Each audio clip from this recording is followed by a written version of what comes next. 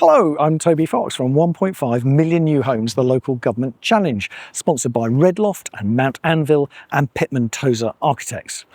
Every month I'm visiting a different council to find out what works and what needs to change to get new homes built. And this month I'm in Westminster.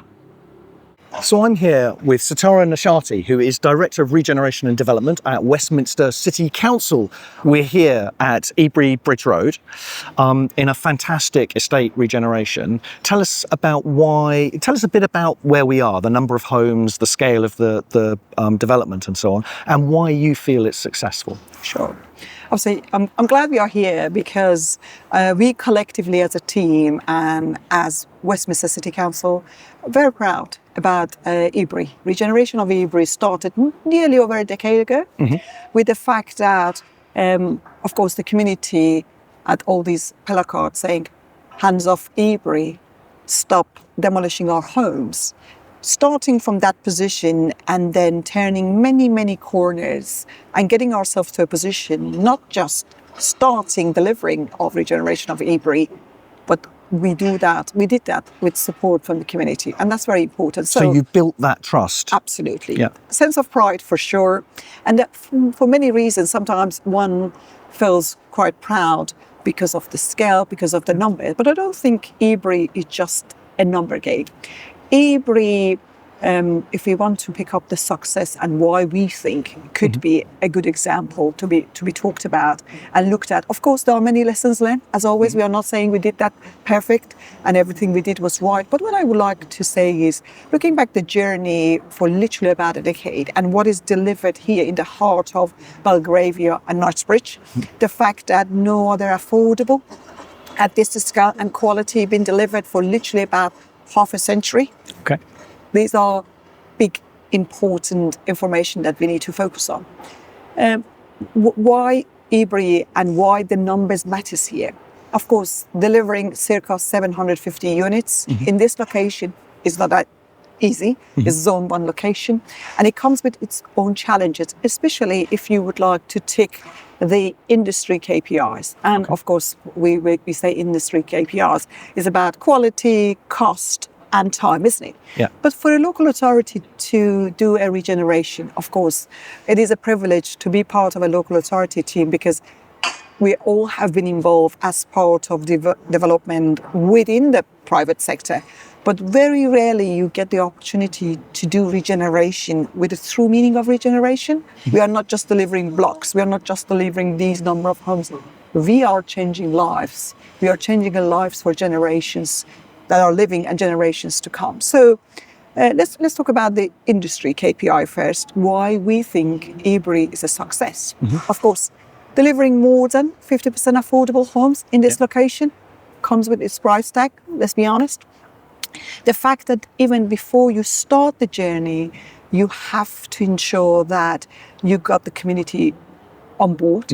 You have to go through the whole process of course, buying back of the existing interest. That means even before you start the journey, you are a few hundred millions down, right? Because there are leaseholders that you have to buy out in order that you can redevelop their homes. Absolutely. Yeah. And of course, as a local authority, luckily, although we went through the CPO journey as well and CPO powers were granted to us, I am very proud to say we didn't execute the powers. We managed to get all the residential interest and the commercial interest as part of the negotiation process. And we didn't have to evict any party from this site. This was a moment that I felt, that's brilliant. The power is available to us. Of course, we had to go through that journey, but we managed to go through that journey and we managed to get all those interests negotiated out. So, but that's coming with a price tag, as I said. So, what was the price? We are talking about good tens of millions here as a minimum. And therefore, that's the point that needs to be acknowledged, that the cost is not the cost of construction. The cost is availability of land for regenerations to happen. So that's very important. So delivering this number of affordable homes out of 750, over 50% affordable, is a big tick in my view in this location. So it is a number game. When it comes to the quality, I wouldn't say every scheme was going to have won few awards means that they are brilliant. Of course, it will add to the credentials, but the reality is the quality of the design, the commitment from Westminster Council to make sure what is delivered is going to stay there for decades to come. And people, the community, the residents who are living within the states and also surrounded areas are proud to make a reference when it comes to saying, oh, I live at Ebury. And how it looks, how it feels. Nowadays, I'm sure those who travel to Victoria on a train, they have seen these blocks coming out of the ground and the striking image, the whole balconies wrapped around the block, which is spacious, which is not a box ticking exercise of 5 square meter for a 1 bed, 7 square meter for a 2 bed and 9 square. No, it is spacious. It is an addition to the living space for those residents to enjoy. And that's what makes people feel proud to be associated with the stays, with the Ebury regenerated stays, which is quite important. So if we talk about quality, sustainability and quality nowadays, in my view, goes hand in hand. Let's look at the sustainability credential. The fact that Ebury Estate is achieving net zero in operation is another one. If we go to the basement of these blocks, it looks like a spaceship to me. It is so sophisticated. Of course, the capital cost of delivering and achieving the sustainability credentials, one can argue, compared to conventional way of delivering. What is that additional cost, do you estimate? I would say based on what we know and benchmarking, at least between 15 to 20% higher. That's huge. Absolutely. But then this will result in benefits for the residents. The fact that the utility bills for the residents are reduced. The fact that the residents, in terms of when it comes to the air quality, when it comes to keeping their units warm in winter months, it's all built up to the additional value and benefits of delivering this. Sustainability is not just some quite complex statements that are not user-friendly. Just say, oh, it's net zero carbon. What does that mean? What does that mean in most, even those operating and working in development industry? Sustainability in simple terms means the fact that one of our residents who spoke in the completion events for the ceremony that we have, she said, what I understand about sustainability credential of this is that my energy bills are going to be down. And that's how I feel comfortable moving to this flat. And that's a big tick. Yeah, it's sort of money in my pocket kind of response. Absolutely. So going back to the KPIs and KPIs for success, we talked about the industry one, which is obviously making sure it delivers on program. And I think the actual construction program for Ebury, the fact that it started just before COVID and we went through the COVID, I would say, of course, our partner, Bouygues, who helped us build the first phase, of course, it's been a success. Imagine those days in such a sensitive location, as we know, the site constraint next to the railways and everything else we know. So from the program perspective of the actual construction, it is a success, how it's been handled. In terms of the quality, I explained the quality, and the quality is genuinely not just how a building looks like, because the look is brilliant. Everybody will enjoy the look.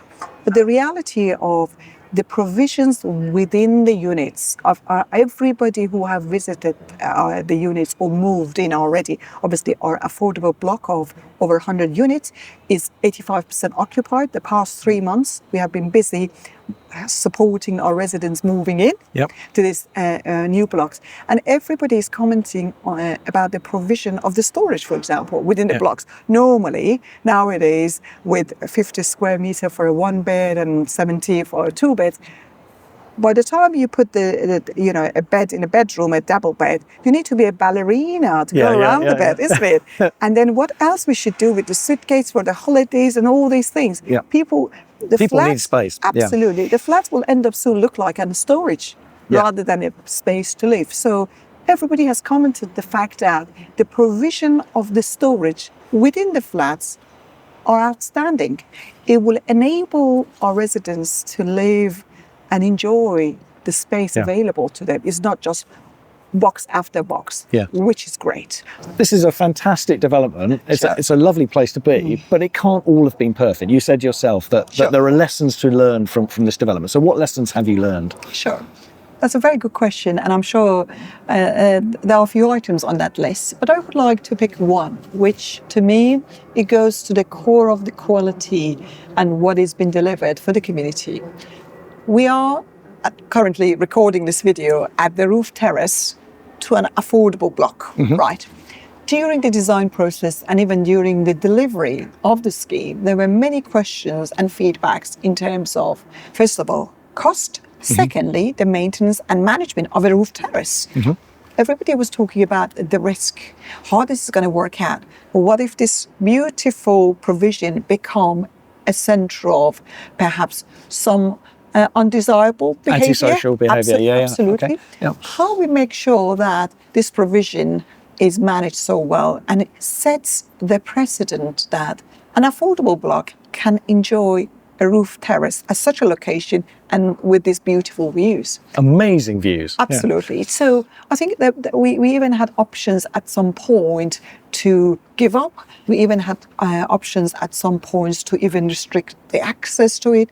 But the council made a decision that no, if anything, we are going to set the precedent, we are going to be bold, and we are going to make sure that from management perspective, maintenance costs and everything else, this provision is protected for the community, because this is exactly what is about the quality of delivering future-proofed, sustainable, affordable homes for our community, rather than saying, because of this risk, let's cut the corners. And I think for me, the lesson learned is all about being brave and have plans to make sure provisions are not cut back, but the whole journey of bringing the residents. And now everybody feels, if you look at this space, 4 months into operation, you can see how well maintained, because people feel that they own this space. They look after this space themselves, rather than us trying to see, we need to make a decision on their behalf.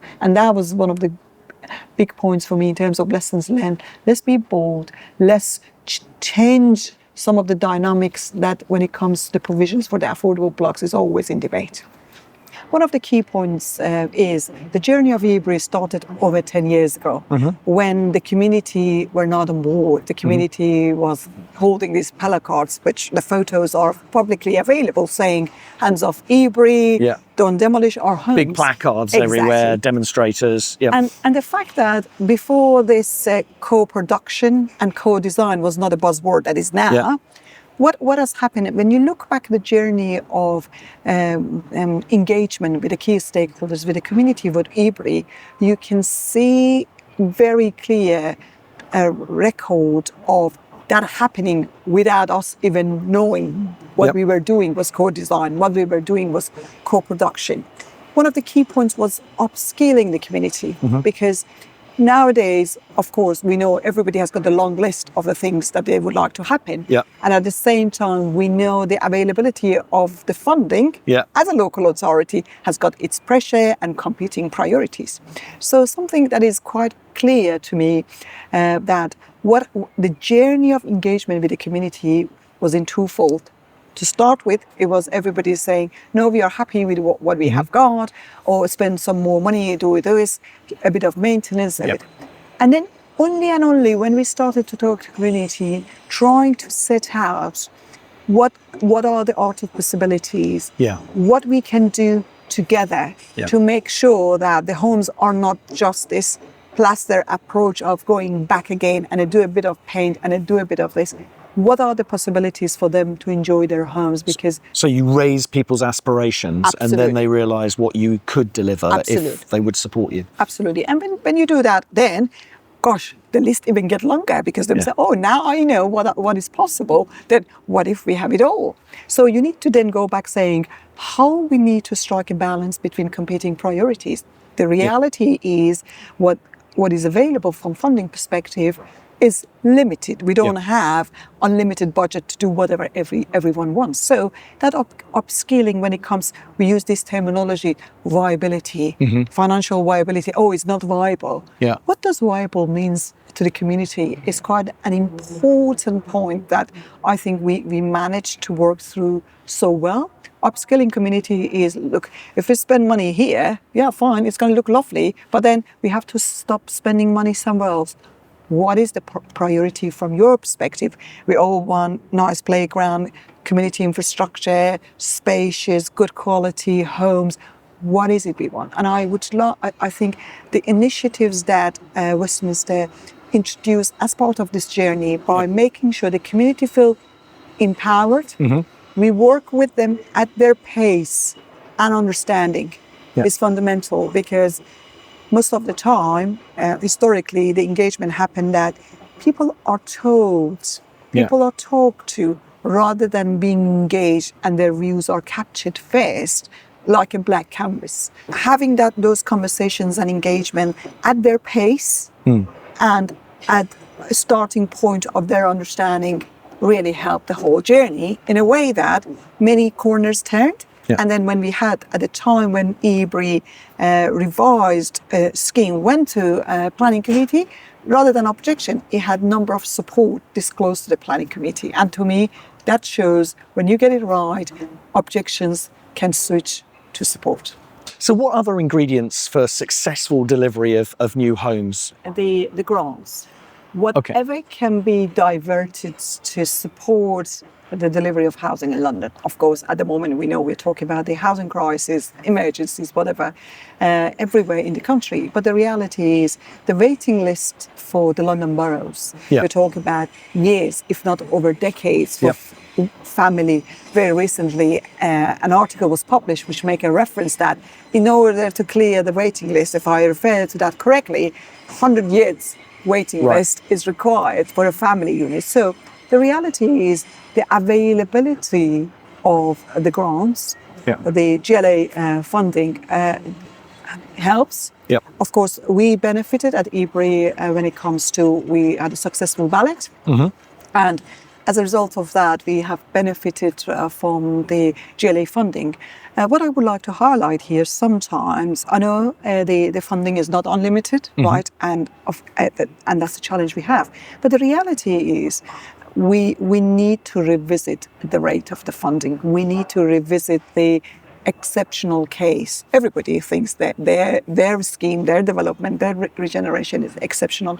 But I would strongly recommend that the umbrella rates offered to every social rent, for example, in London, needs to be revisited exactly based on those criteria that makes the delivery of the affordable homes in Zone 1 different in terms of the cost associated with Zone 6. So my view is that although every little helps, but it would be good if we genuinely revisit how these rates and the funding available can be considered in light of some of the So you'd like more grants to be applied to Zone 1 development of new homes specifically? I don't want to make such bold statements, because I'm sure everybody else outside Zone 1 will say, oh, but you don't know about our challenges. What I would like to highlight here is that it would be good if we introduce categories. So within that category, in terms of the cost, the location, sometimes a site in, I don't know, for example, Zone 5, Zone 6 could also reach those thresholds because of the background, because of the previous use. We know that some of the industrial site, when it comes the cost of mitigation or remediation works, that also is substantial cost before they even start. So it is not because it's Zone 1 automatically should be entitled. What I would like us to consider and perhaps recommend is that what if we create categories that if one can put forward a case that they reach that threshold, the level of funding available is the highest. We have got the highest, the medium and the low. So rather than currently, of course, you go and negotiate, and normally most bids end up with similar rates. Setareh Neshati, thank you very much indeed for your contribution to 1.5 million new homes. Thank you, Toby. So that's it for another episode of 1.5 Million New Homes, the Local Government Challenge, sponsored by Redloft and Mount Anvil and Pitman Tozer Architects. We're going to be back with more later this month, perhaps in just a few days from Westminster. But until then, please hit like or subscribe if you like what we're doing, and we'll look forward to seeing you next time. Thanks for watching.